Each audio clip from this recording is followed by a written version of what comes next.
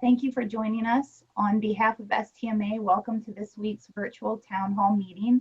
We would like for this to be an interactive experience, so if you have a question or something to share, please use the chat feature to type a question. The chat is located along the bottom of the screen and will pop up in the participant panel. You can also raise your hand, and when you are called upon, you can speak to the panelists live.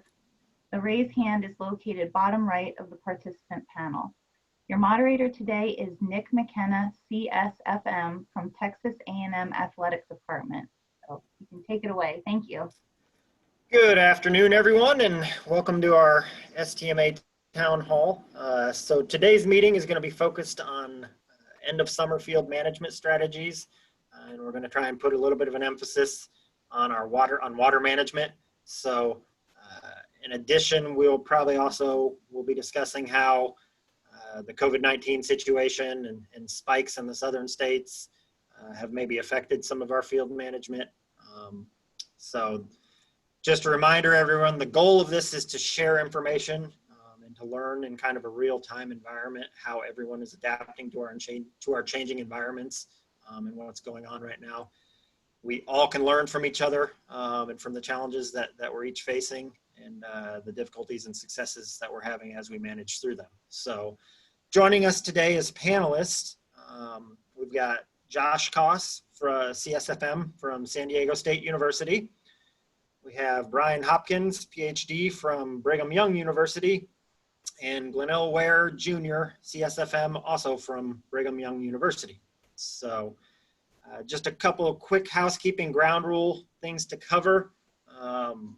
Number one, we do our best kind of to try and keep this apolitical. It's obviously we're in a very political environment right now with everything going on. So we're doing our best to try and focus on, the issues at hand and leave the politics side of it out of it as best we can. Sometimes that's harder than others. Second, we are not trying to predict the future in any case, shape, or form, but we will do our best to discuss the various scenarios so that we, that we're each facing so that we can be prepared for what could lie ahead for us in the future. The third thing is we recognize is that it's all right for us not to have an answer. It's all right for the panelists not to have an answer for a question. It's all right for you as a viewer, as a participant to not have an answer. We want to share your questions as well as thoughts as much as the panelists do. So please feel free to participate and join in questions. I will do my best to follow up with questions to anything that, as far as the questions go, if there's something that I feel needs clarified, or if there's something that you as a participant would like further clarified, please feel free to shoot it over in the chat feature, either to Kristen or myself. And then, like I said, this is a town hall format, so we highly encourage your participation. We want your comments, we want your questions to help kind of drive this conversation and let you steer where we go. So with that being said, let's go ahead and dive right in. We'll get into the talk and the questions. So to my panelists, and I guess I'll just start with you, Josh, at the top of my list.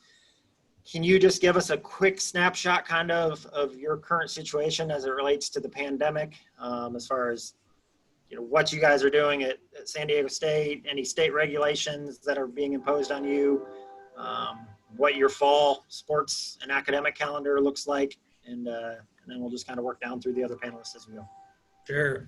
First of all, thank you for letting me be part of this. The town hall meetings have been awesome. They've just kept getting better and better, so I'm super stoked to be part of this. So as far as what we have here at SDSU, we're a team of 3 that maintain our athletic fields. We've been 2 for a long time, and we recently hired 1 at the beginning of June, and then he went on parental leave and just recently got back. One of them went out with a COVID related, he was deemed high risk. So he was out from mid-March, just returned last week. So we've literally been a one-man show. Mike Marculin is the athletic fields lead. He's the one that runs the show. I just support him. And so we finally became a team of 3 last week for the first time. So it's been nice. We have to wear masks on campus when we're at work. That's mandated. We have our temperatures taken every morning. That's mandated. And we try to take breaks at different times. And if we are taking breaks at the same time, it's spread out at 6 feet. And we have to just wear a mask pretty much at all times unless you're by yourself or you're eating. As far as our fall sports academic calendar, I had to actually write a timeline down for this one, so forgive me for reading. Our women's soccer and men's football program participate and compete in the Mountain West. Our men's soccer program competes in the Pac-12, so it differs. So as of yesterday, the Mountain West canceled their football season competition and their fall sports. So women's soccer and men's football competition was canceled as of yesterday. I know that men or women's soccer was meeting this week or meeting today to figure out if they wanted to continue to practice. And football was actually meeting Saturday. They're practicing this morning, meeting Saturday, see if they want to continue to practice. What I thought was clarity yesterday became a little murky, probably about 45 minutes before this call, where I found out that we might actually play games for football late fall. So it's been back and forth and kind of a little bit annoying, to be honest with you, but it is what it is. Fall ball for baseball and softball will be inter-squad scrimmages. There will be no competition, external competition, be all inter-squad. And then as far as repopulating our campus, we're scheduled to repopulate the 23rd of August with roughly like 20% of our population. Basically courses that cannot be performed remotely, they will have here on campus, and the rest will be done virtually. Thank you. Brian, do you want to speak as far as from the academic side and what you guys have going on as far as the pandemic? Yeah, I'll let Glenl kind of talk about BYU. I'll be more broad. I consult with a lot of folks around the country, and so I get to see a little bit of everything. And as you can imagine, there's all everything from folks gearing down to, because of fall sports being canceled, but professional sports are largely not being canceled, and in fact gearing up. High school sports, from what I can see in many places, are not being canceled. In some places they are, but in many places they're not. And then a lot of the commercial side of things, those things in Parks and Rec seem to be ramping up. And but the problem is, I guess the place I see some of the biggest problem is in the commercial sector, where a lot of times they're dealing with reduced budgets and reduced staff. And so, trying to prioritize, especially, I guess our topic here today is, what are we doing here late summer? And I guess with the caveat that, how do you do that, especially if you've got a reduced budget, reduced staff? I mean, where do you prioritize? So I've been dealing with some of those kinds of things with various folks. Some people are, flush with money and people, and they got sports going on like normal, and all, everything in between that, and fully canceled, and just got a lot of projects going on around. A lot of places that are getting reduced activity on their fields, or taking the opportunity to, resurface and do all kinds of projects. So my project load has actually increased because of that. So anyway, that's I'll wait and say more later if you have questions, and we can talk about specifics. Okay, great. Glenl?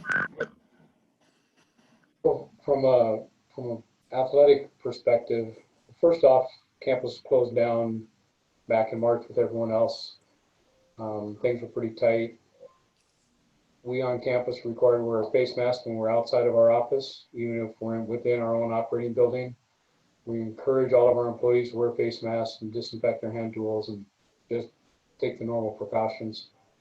We've had a couple of cases within our crews, not on our athletic venues, but other department areas and grounds, where we've had COVID-related incidents. we took this summer to jump on, as Dr. Hopkins alluded to, jump on some projects. We phrase mowed the women's soccer field because we knew they wouldn't be on it in the spring. We did the same with the men's football practice field, overseeded them pretty aggressively. Brigham Young University is a little bit different than most, where we've got a facility manager for each sport, basically. I've got baseball, we have football, and then even someone for track, softball, baseball combined, and track and soccer combined. But the one thing that's different about us is we hire a lot of student employees, and the university is quite concerned about those kids having work, and so they funded them through the summer. So we have done lots of major projects. We've had about 160% of our average student employee staff, and so we've just been, if there's something out there to do, these kids are hands-on getting it done, helping us accomplish a lot. And so from that perspective, it hasn't significantly impacted us, but from the cautionary perspective, transporting people, making sure that we're not packing the cab full with 10 kids and trucking them across campus to take care of a project. We're trying to shuttle them. We've actually rented a couple of additional vans to be able to social distance as during transport. So those are some of the challenges we face, some of the opportunities we've taken advantage of as well. Okay. Well, that's interesting. We're similar in the fact that we rely pretty heavily on student labor ourselves here at Texas A&M, but we've kind of been in the opposite role. Is that since everything got shut down back in March, they pretty much said they didn't want our student workers coming around because we weren't expecting them to be on campus, and so they didn't want us having them at work and potentially exposing them. So we've been running our crew essentially without student workers here up until about the last month. We've been able to bring a couple of them back. We run a crew of around 10. Right now we've got 3 back. Hopefully that's going to pick up here as we resume. We're set to resume classes next week, and all the students are starting to come back to town. So it'll be interesting to see. But the one good side to that from our standpoint is, obviously with no sporting events going on, then we haven't had quite the need. We've been able, just with our full-time staff, to kind of keep up with the demand of what we've needed to do day to day. But it's interesting to hear kind of the different levels that everybody's at and how it's being approached. So, and I guess I'll go back and I'll let you go first this time, Glenl. As far as, and you kind of touched on it already, as far as field maintenance, the current field maintenance strategies right now. What are you doing, towards this end of summer as we're leading into the fall? I guess, I don't know, with BYU's an independent as far as conference alignment, correct? Correct. So, I mean, what are you guys hearing as far as sporting schedules for the fall? Kind of what's your focus, and what strategies are you guys implementing right now, and would that differ from other years, I guess? We are moving ahead as though the teams are going to play, fully expecting that with all the major conferences shutting down, that we're not going to be able to play any of they are typically our opponents, and so we don't anticipate football. Women's soccer's in town, they're practicing. They had several members contract COVID, so that shut them down for a while, but we're preparing their facility as though they're going to play for the fall as well.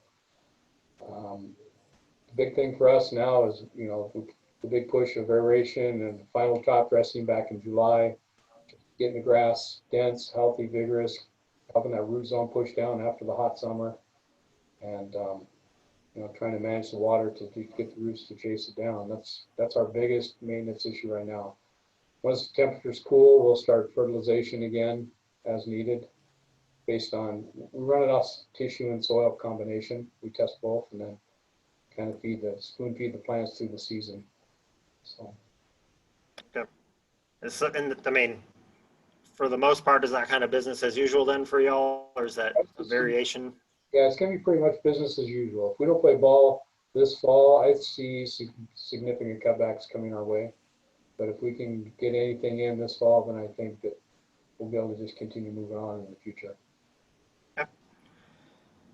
Josh, same question to you. Kind of what are your end of summer field strategies? How is it differing from normal years? What are you prioritizing? Right now, I mean, so last year, we have a hard time removing our ryegrass here in San Diego, our perennial ryegrass. We've had success with chemically removing it. We've also not had success with chemically removing it. And we've also had success and not had success with mechanically removing it. So last year was an unsuccessful year with chemically removing it. We had to end up resodding some areas. So this year, once everything shut down, we really started to transition out to Bermuda. Or transition out the rye to Bermuda, drop the height down to 3/8 of an inch, verticut, hold cores, ammonium sulfate. If it's out there to get mechanically removed ryegrass, we tried it. So right now we're still at 3/8. We haven't top dressed much because it saves money for one. We haven't had any traffic for two. Typically, if we were going into fall sports, we would have already raised the height of cut up to like 3/4 of an inch and loaded it up with sand, but we haven't done that. Once we get kind of confirmation of like, we're at a point where we're going to go this way with the fall sports season or this way, we'll make a determination if we want to raise the height of cut and try to maybe get one or two aeration and verticut in before the mornings cool down a little bit. But I've already noticed that the mornings have started to cool down. So hopefully that's not a sign that our Bermuda grass is not done growing, because it's not easy to grow Bermuda grass here in San Diego, especially the closer to the coast. It's just not ideal for it. We have light issues and soil temp issues. So hopefully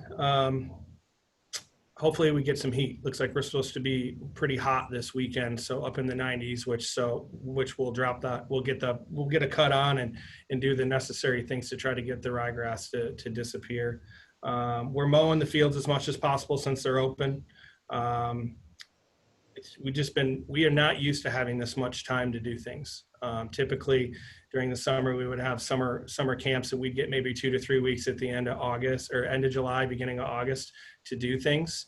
And so we will try to jam it all in there. So we've had to really kind of hold back a little bit and actually let the grass recover. We stopped doing cultural practices at the end of June because we beat it up so good in March, April, May, and June that we had to let it recuperate in anticipation of fall sports. So we're kind of waiting on to see what the programming is going to look like, see if we can continue what we need to do if the weather's right.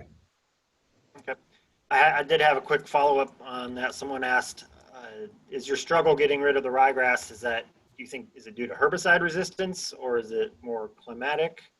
It's climatic. Ryegrass loves it here because it really doesn't get warm, and then we have cool nights, and then we have clouds.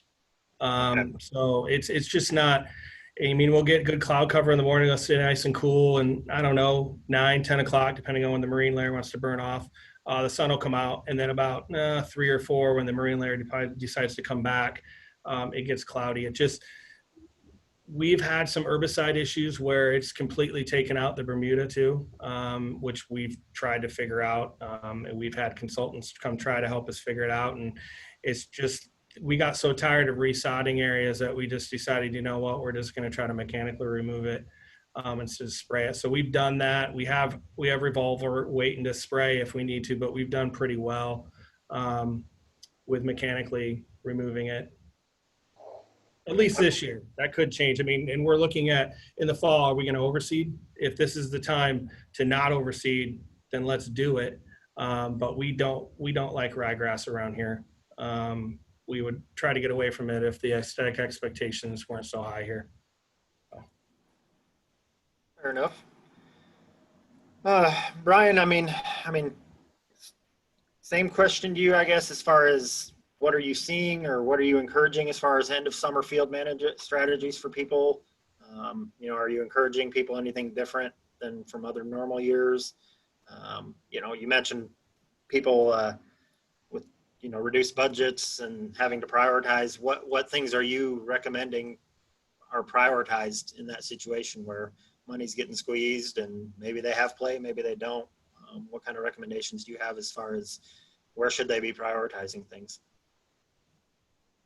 Well, I almost always start every conversation with water, but, usually by the end of the summer, we've kind of got those things figured out. And so most of my conversations kind of shift towards other things, and maybe keying off of, reduced budgets.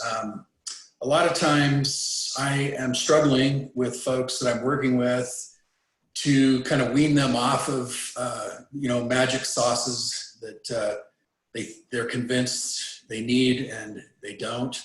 That we can just do some basic fundamental differences in terms of fertilization, other chemicals, and being able to try to focus on those basics. And so one of the problems though I see is that we start getting reduced budgets, and sometimes we hang on to the magic sauces and we forget about the stuff that really is making the difference. And so one thing I commonly observe at the end of the summer, especially with cool season grasses, but with warm season grasses too, but you get, we've tended, most of us overwater.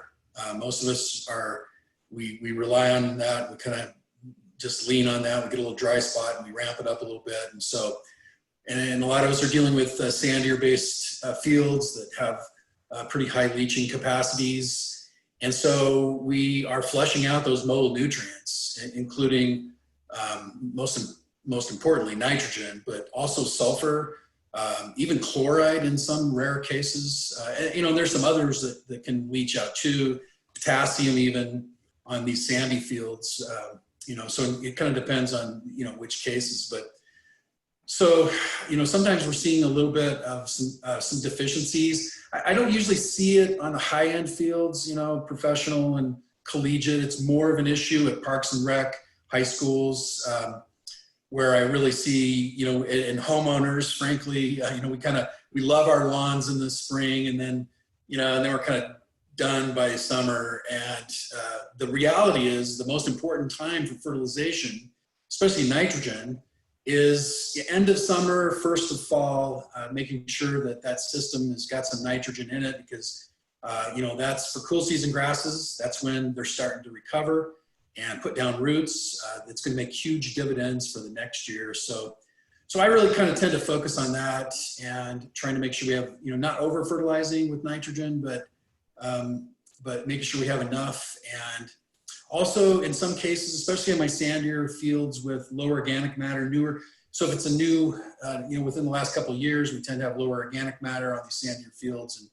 And, a lot of times I'm finding that we're sulfur deficient in those fields. And so sometimes we need to ramp that up. I go out there and I put on a traditional sulfur source and I overwater, and I've got sulfur there for a couple of weeks, but then I'm flushing it out. It's pretty much as mobile as nitrogen is. And so sometimes we don't think about that, and we get some slow controlled release nitrogen on, but we don't always have a slow controlled release sulfur on. So that's a part of what I'm seeing. Mowing's a big thing too, I guess. I see folks, again, reduce budgets and not playing. There's a temptation, and frankly, a good reason to, is just like, okay, let's raise our mowing heights. And, that's going to help me grow, deeper roots. And, there are definitely some advantages to raising the mowing heights if I don't need to have a low mowing for play. Returning clippings, same thing. I don't really need to pull those clippings off. That doesn't build thatch. There's no downside to it other than, we don't want clippings when we're out there running around, playing sports. But so I can kind of, if I'm having a reduced play, I can kind of shift some of my practices in terms of mowing height and removing clippings and some other things, and potentially have a little healthier system. Then if I go back to play though, it's really important. So I've had some people who, let the grass grow long because it didn't have help or whatever, and then they started playing, and then they just cut the mowing height too low too fast. It's really important to, if you do let the grass get long, to kind of gradually back it off. And so anyway, those are some of the things I'm dealing with right now. Okay. I guess, next kind of question as a follow-up to each of you, along that same lines. And Brian, you kind of, I'll go back to you first. Just because you mentioned how you like to focus on water first and foremost, and this kind of ties into that. The question is kind of, are you in an area that typically experiences drought or water restrictions?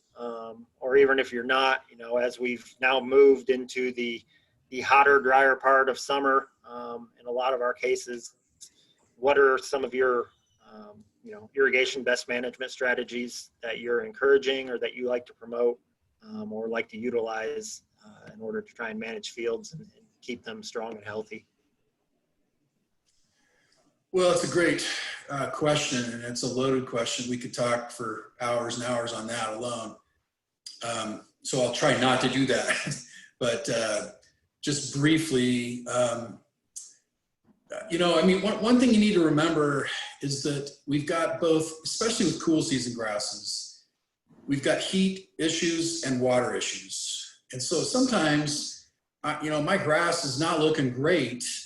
And I got plenty of water, but I've got some heat stress. It's Kentucky bluegrass doesn't like it when it's 100 degrees. And the reality is, whether we want to admit it or not, the temperatures are getting warmer. Why? I'm not going to get into that debate, but all you got to do is look at the data. Like Provo, Utah, our temperatures are just going up. It's becoming harder and harder to grow Kentucky bluegrass. And so you have to think about that in terms of heat management and water management.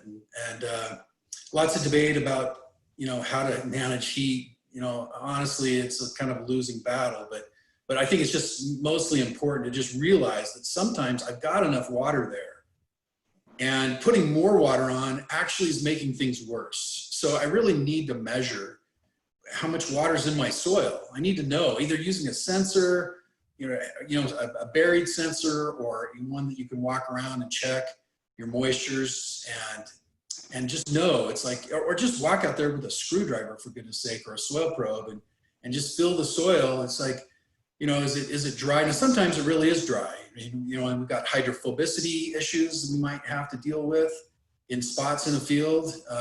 So that's really one of the first things you got to decide is it really, just because it's brown grass doesn't mean that it's dry. But I run into a lot of folks that should know better, that they just turn on the water and put on more water. And sometimes that's just making things worse in terms of aeration. I think oxygen deficiency is one of the things that we don't talk about enough. It's a huge problem, especially in our sports fields. And so putting more water on when I don't need it isn't helpful. So I think those are just some brief good management practices, just knowing how much water you need and not turning on the water when I've still got plenty in the profile. Okay. Glenl, for you guys same thing. Like, I don't know if you guys experience restrictions or significant drought in any way, but are there anything, I know you mentioned trying to do deep irrigations. Are there any other management strategies that y'all are trying to utilize to help keep your fields in the best shape possible and healthy? There are some. We have gone as a campus in general with a couple of isolated situations. We've gone from culinary water across campus to all secondary. So it's coming straight from the Provo River.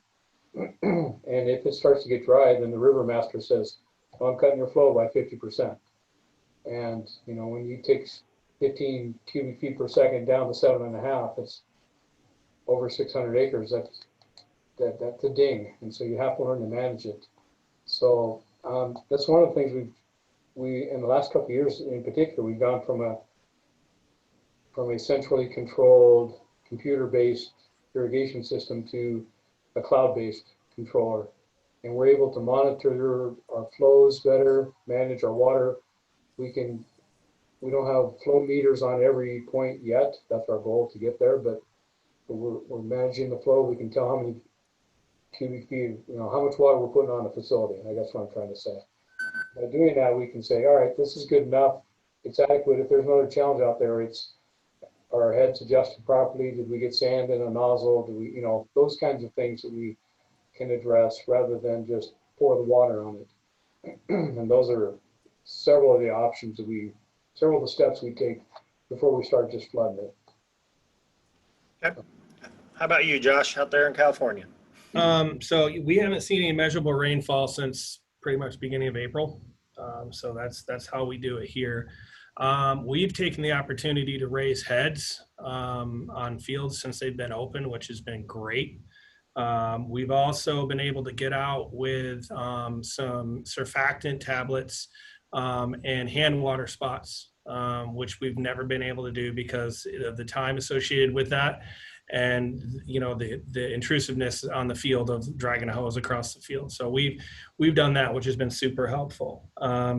We have irrigated pretty much the same as we do every year, pretty similar, but what we've done is really cut back the cycles to try to drive the roots. So we've been able to absorb a little bit more wilt than we typically would. Because of aesthetics, there's we'll have some hot spots that show up where before we would want to address those for aesthetics, but there's no one here and there's no one playing. So we'll let those wilt a little longer. We use a TDR Field Scout moisture sensor that we'll go out, and we have a baseline level on each field that we like to say, okay, it's time to water. But like I said, this time we've been able to really break out a hose, which has been great. The funny part about when I got this about water management, and I was asked to do this, is our baseball softball field is supplied by a city line, but this city line has been worked on for the last 2 months. They had a project, and so we've been fighting to keep water on the fields this summer, and working with the city of San Diego to try to keep our pressure where it needs to be, and it's been a nightmare. It's just the wrong time of year to do this type of project, but it is what it is. It's up and operational for now, fingers crossed. But we've really taken advantage of the fields being open to really kind of drive the roots, get rid of the ryegrass by kind of cutting off the water, and having the height of cut short so we can get rid of the ryegrass. Okay. What about, I guess, are any of y'all utilizing wetting agents, anything like that along that lines to help with your water management? Yes, we'll use them when we have localized dry spots. We'll treat those areas. Our football practice field is sand-based, and where they run the carts up and down the sidelines, it just gets rock hard. So we have to aerate it, and then it turns hydrophobic on us. And so we're using, surfactants, wetting agents to help those recover and maintain. This summer, obviously, it's been nice, but teams are not practicing now, so we'll see how it holds up. Yep. About y'all, Josh? Yeah, we use a non-ionic wetting agent to help drive water, and then we use, like I said, when we hand water, we use just a tablet. Okay. Yeah, this was kind of the first year where we actually went to a kind of a true program. In the past, we'd kind of been more reactive to, a localized dry spot or whatever. This year, we just with the time, and we knew we'd be able to consistently run the program. We've been running basically a consistent wetting agent program for each one of our fields in an effort to kind of help manage the moisture longer through the Texas heat, and maximize our water efficiency. And obviously that's varied from field to field. On some of our all of our fields are sand gate based, but some of them are older than others. For example, our baseball outfield's going on 15 years old now, so it's got a pretty solid organic cap that's developed on it now. On that, we use one that's trying to drive or allow more moisture through, so that we're not keeping that water all up in the surface versus, our softball field is 2 years old. The football game field is only going on 4 or 5 years old now. Those we're using wetting agents that allow for a little more water retention, just because we don't have that organic quite built up to the levels that are holding more moisture. So we're experimenting with all that in the same way. But I love that y'all mentioned, the soil moisture sensors, and Glenn, you had talked about using flow meters to know exactly how much you're putting out. I think that's our next direction as an industry if we really want to be responsible and make sure we're maximizing our efficiency. You kind of take the guesswork out of it when you know exactly how much you're putting out, how much is in the soil. You easy when you put math and numbers to something. So, but Brian, did you have any thoughts as far as wetting agents, stuff like that, recommendations? Yeah, I think it's really important to realize that, you know, I mean, like with nitrogen, you know, a molecule of nitrogen is a molecule of nitrogen. You know, of course, we can talk about delivery, but wetting agents there can be a whole host of whether they're effective or not, and different types. You mentioned non-ionic. You know, there's different types, and we don't have time to cover all that. But I've published some research that we did looking at, you know, the effectiveness. So there's differences there. I think it's also important to realize, you know, when you're most likely to get localized dry spot. And, you know, the sandier the field, typically the more common we see that. Compaction, organic matter, the amount of, you know, how hard your irrigation water is can actually impact that. And so we've had some success with some high-end operations that are injecting acid into their irrigation water and kind of taking out some of that hardness and improving. You know, that wasn't the reason we did it, but one thing we noticed, we had less need for surfactants. And so I think the other thing to mention is, in fact, Glenl mentioned that football practice field. You know, one thing we've noticed there too is that, you know, we've got some trees that line the sides of that field, and, you know, those roots they'll come way past the drip line, and they'll get up in there, and they can dry out localized spots as well. So that's another thing that, you know, sometimes if you can, maybe do some root pruning and try to, you know, cut back on those. That will help prevent localized dry spot. But sometimes, like you said, that sometimes you just got a lot of problems. You just need to get on a good program and stick with it. And it's important to use the right one, though, because some of these that are more detergent-like, they can actually build up in the soil. And, you know, they work at first, and then over time they kind of plug things up. So it's important to use something that's got some good science behind it. Yep. All great recommendations. Thank you. So just to kind of, so we've kind of talked, were there any other, you know, essential strategies as we move into the fall, you know, as we're shifting out of summer in August and shifting into fall? And I know obviously for a lot of us, there's unknowns, it changes day to day. I know we were talking about that before the call. Are there any management strategies that you're going to prioritize here as we lead into the fall over what you've been doing? Josh? Yeah, we're going to try to not overseed, but I said that. We're going to try to, we do pretty well about not over fertilizing, try to reduce our inputs as much as possible due to, you know, our budget got cut too. They haven't told me I need to save money, but I got to be in the spirit of saving money. So, you know, with different traffic on the field, you've got to think that our agronomic program can adjust and evolve with that. So we will plan to do that and kind of see how it goes. If we can get away from overseeding, we will probably most likely use a pigment dye through the winter with some type of, through the fall and into the winter, with some type of liquid fertilizer to kind of keep it awake. The Bermuda really doesn't go 100% dormant here. But just a little food here and there. But if I were a betting man, I know there's going to be ryegrass seed thrown. I'm just hoping we can get away with not doing it, but I don't see that being possible because they're going to want to practice and use the fields, even if, I mean, they're going to want to practice. So we're going to have to protect the Bermuda somehow.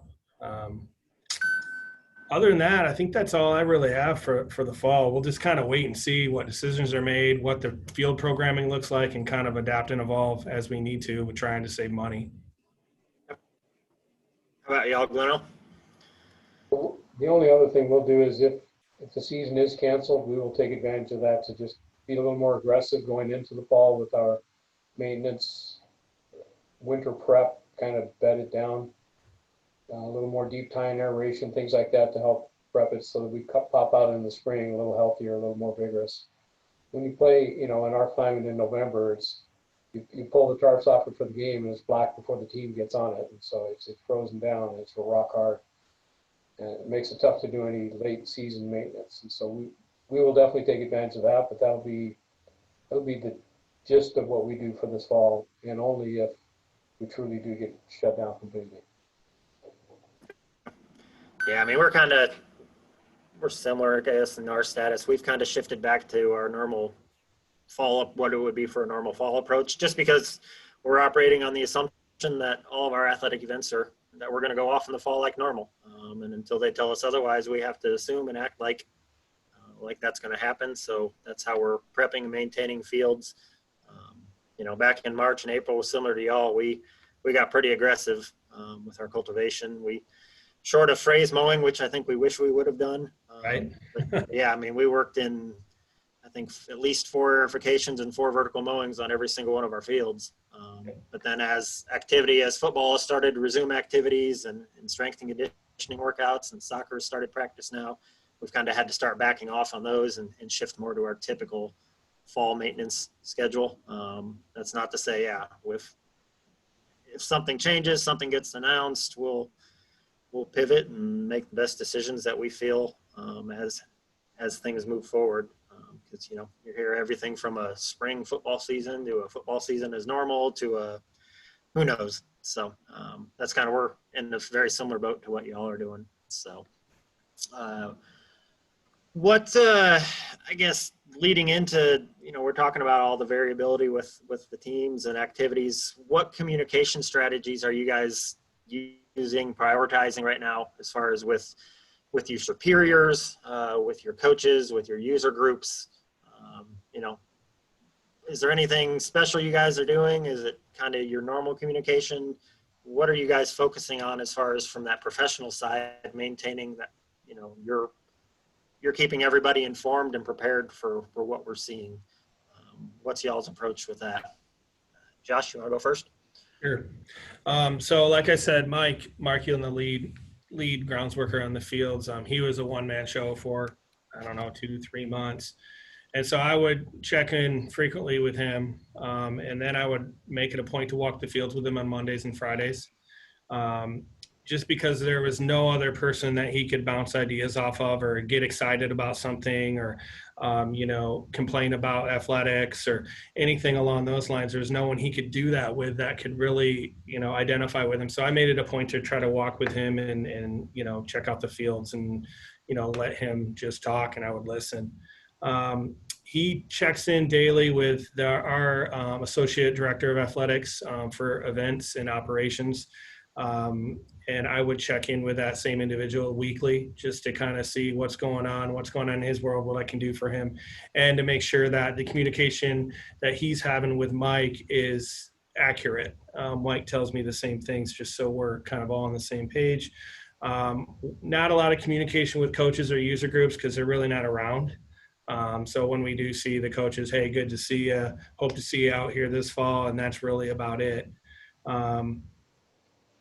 Other than that, it's about it. I mean, it's been kind of quiet, just trying to make sure that Mike has the support he needs, and that he feels like he's making good decisions out there. How about you, Glenl? Our approach has been pretty much status quo, where the guys, we have a liaison for most teams, not all the teams, that represents the coaches, and we communicate with them and they with us. To be honest with you, football's the greatest challenge we have as far as that communication, but the other programs are pretty good about saying, hey, this is our contact, reach out to us. And our guys have been challenged and have been doing a really great job of just saying, this is what we're doing to your field, this is why we're doing it, this is when we're doing it. Do you have any reason that we should schedule that at a different time? And those kinds of approaches, it's definitely improved our relationship with the teams that are willing to allow us to communicate with them. So that's been our primary focus. Other than that, our AD is pretty open. He'll reach out on occasion and just say, Glenl, where do we stand with football? That's our big one for the fall. What are we doing? His daughter played soccer. He has a vested interest there as well. So those are the two big ones that he really wants to know about. And we just try to keep him in the loop, go from there. Okay.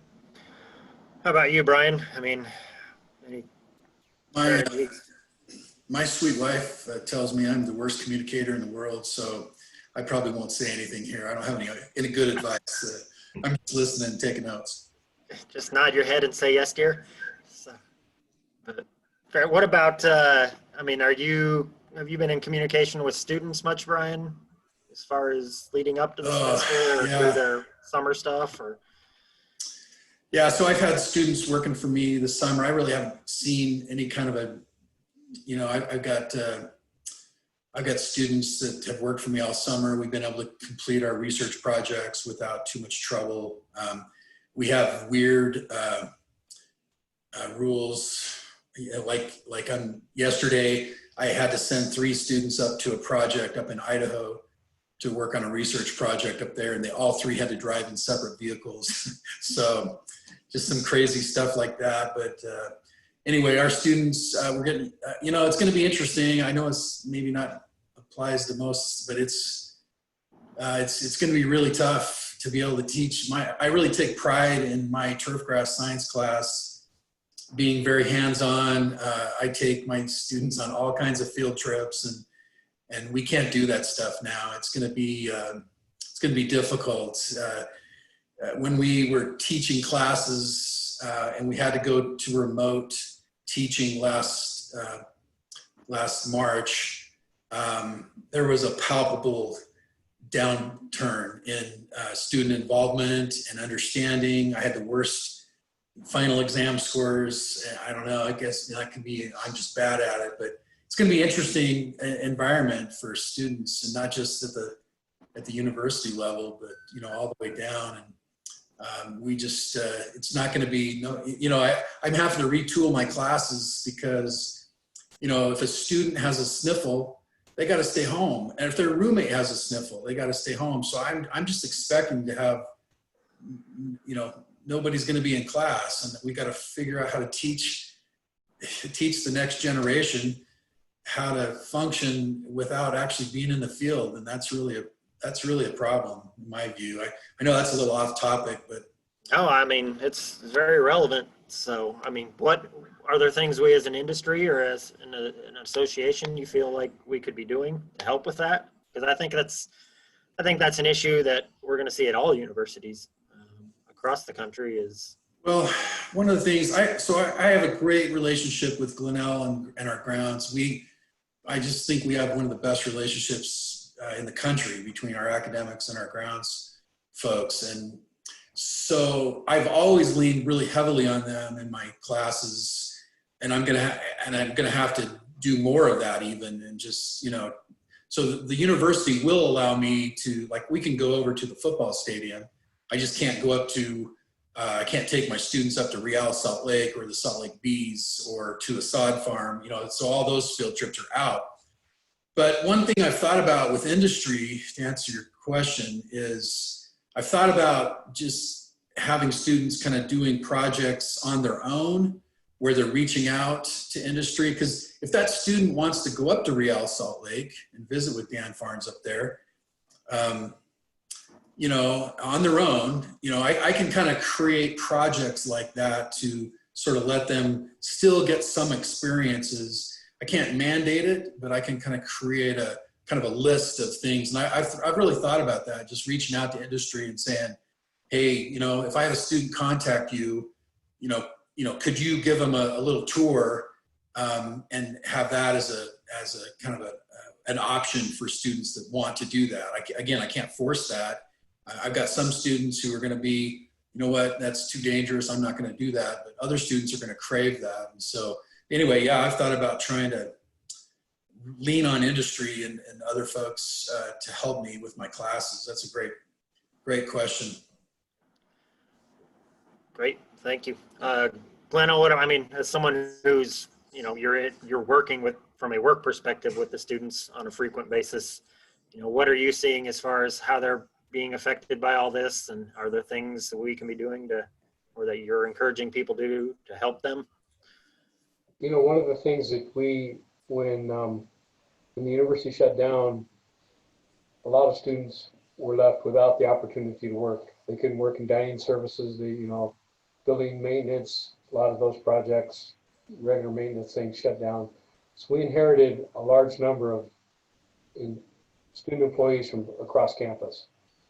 And one of the things we have tried to do is just give them a solid place to come to where they know they can be safe and they can still be productive and feel like they're needed in this time of chaos. And, you know, BYU kids come from all over the country, as do most universities, but I think even more so here. And a lot of them weren't comfortable just going back home to be quarantined and not be able to find a job. They want to stay here.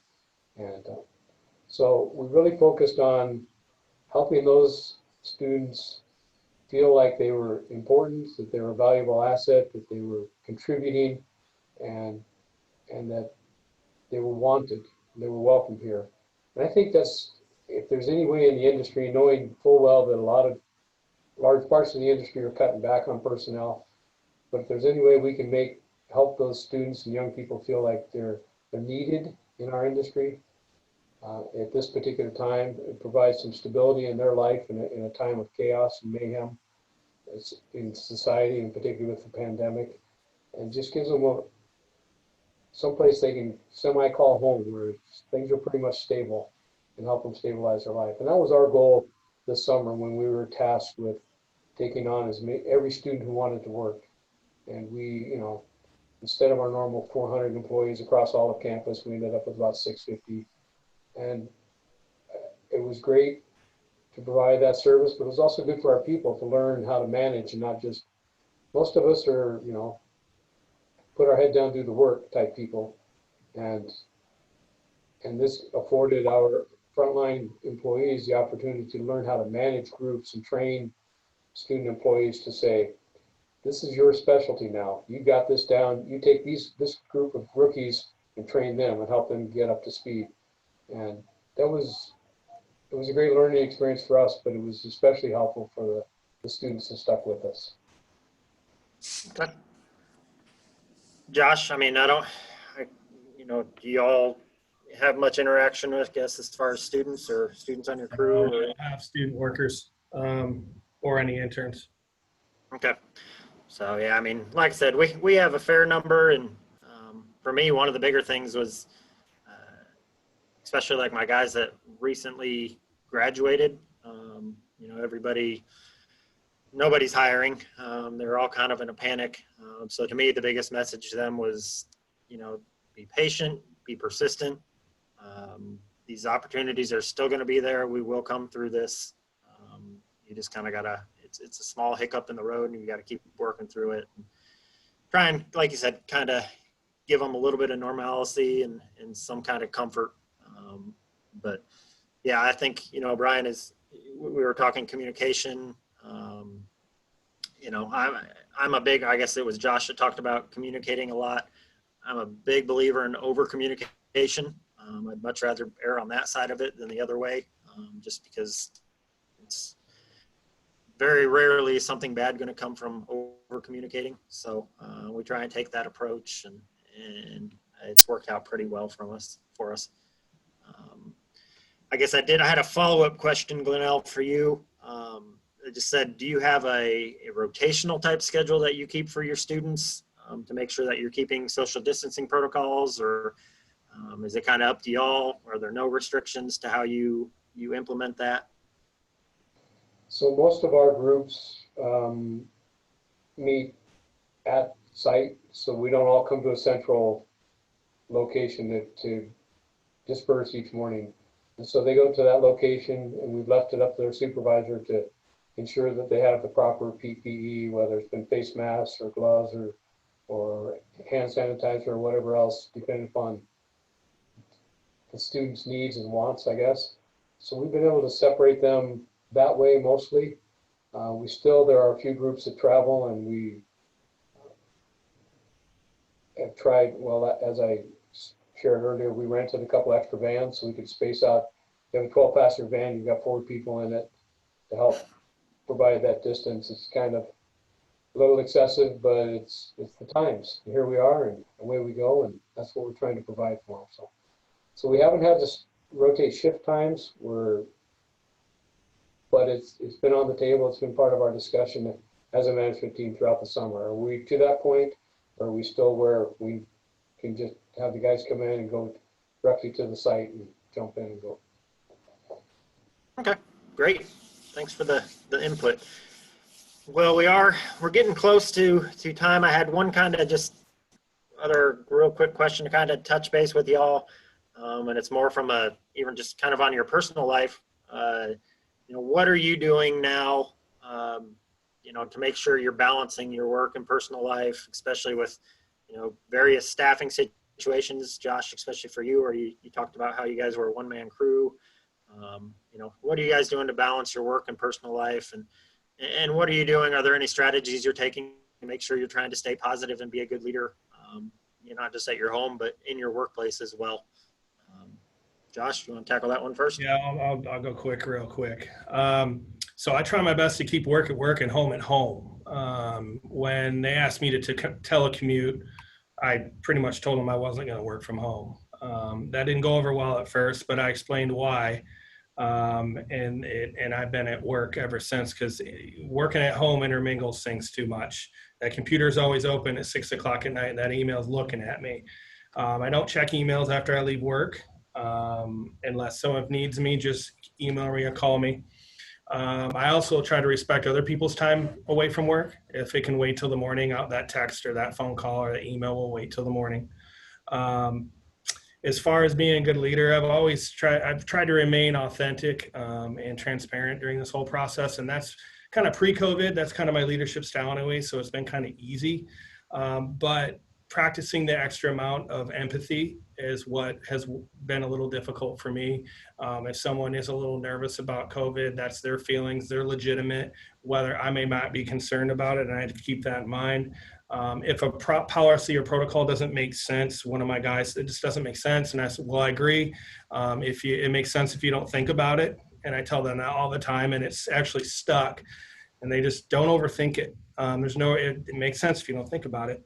And actually, to be honest with you, I took a lot from our last town hall about mental health, about letting go of some of the control, giving a little bit of the decision-making to the people, and making it work for the university or institution. Because at the end of the day, we're all being told where we can or can't go. We have to wear a mask. You got to get your temperatures checked. We're being told what we can and can't do, and it sucks to come to work and be told what to do too. So I really kind of loosened up my management strategies and kind of let people do, and it's really worked. Stayed open and transparent, just been honest with people. Okay. Glenl, how about you? I'm not so sure with the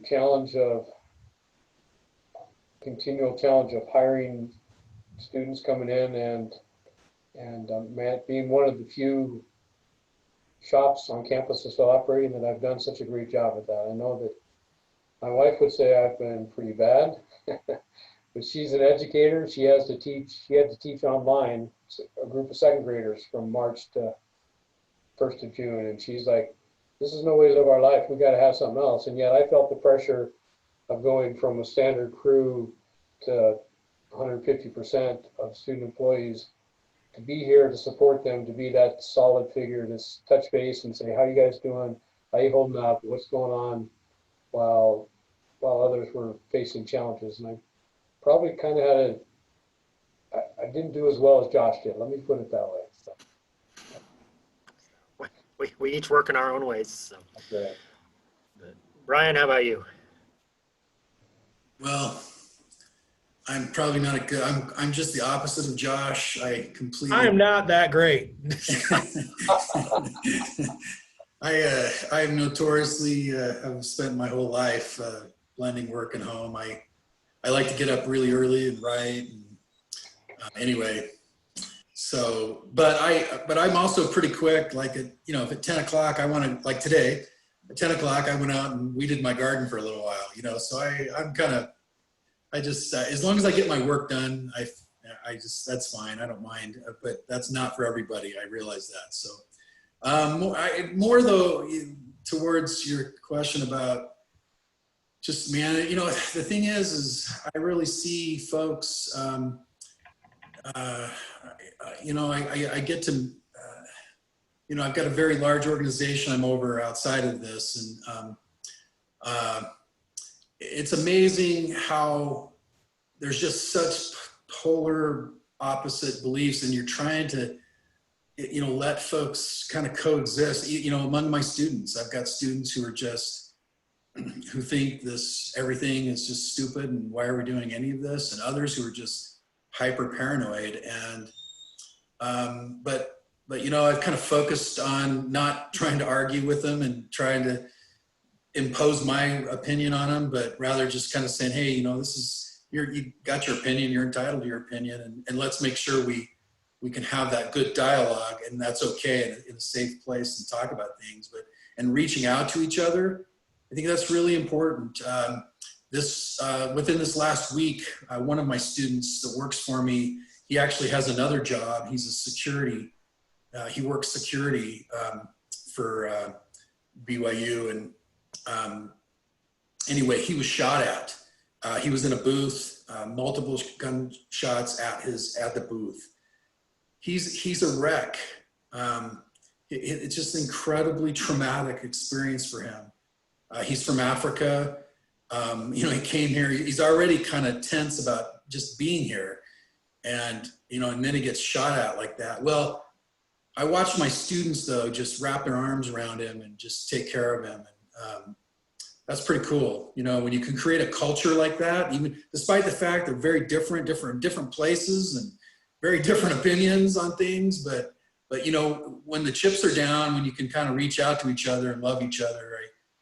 That's what it's all about. And so if we can help foster that kind of an environment, then I feel like we're succeeding. That's awesome. So Good. I'm kind of like you, where I struggle with checking out when I go home, but I will say this has probably been my best year. Like if you ask my wife, as far as a work-life balance, because with no sporting events, I'm working 40 hours a week and loving it. So it's great to be able to walk away from the end of the day and just kind of, when I'm home, and when I'm at work, I'm at work. So, and I guess I've kind of always tried to stay positive because, you know, control what I can control has kind of always been my philosophy. So I don't let I try and find the positive in every situation. And some days that's harder than others, but that's kind of always been my outlook. But so I think we're all on different gamuts. So Kristen, did we have any other questions come through on your end from people? Nope, you guys answered everything. Okay. Well, any last minute comments, additions, any of y'all would like to make freely on your own? No? All right. Well, Be part of this. It's been a pleasure. Thank you all for being here. So yeah, just to kind of wrap up, thank you to our panelists, and thank you for everybody that has been in attendance today and joined us. Just as a reminder, our next town hall meeting will be taking place on Tuesday, September 8th at 3 o'clock Eastern time. So please go ahead and put it down in your calendars. Please look for details on that and our future town halls through the stma.org association website, or through @FieldExperts on our social media account. Look for that in your email inbox. So thank you to everyone again for your participation. Be well and stay safe out there. Thanks. Thanks, everyone. Thanks, everyone.